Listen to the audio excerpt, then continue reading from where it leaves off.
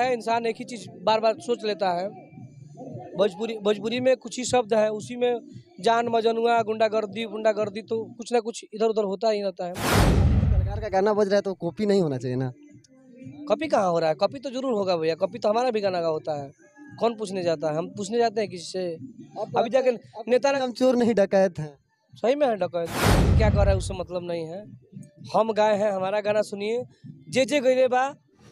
तो भाई लोग, आप लोग इस वीडियो में देखे होंगे जो कि टुनटुन यादव ने विकास राव के गाने को किए चोरी।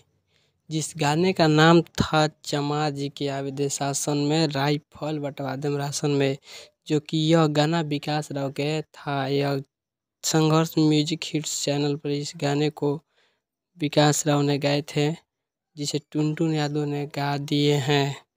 तो भाई लोग, आप लोग ज़्यादा से ज़्यादा इस वीडियो को शेयर करें और चैनल को सब्सक्राइब करें।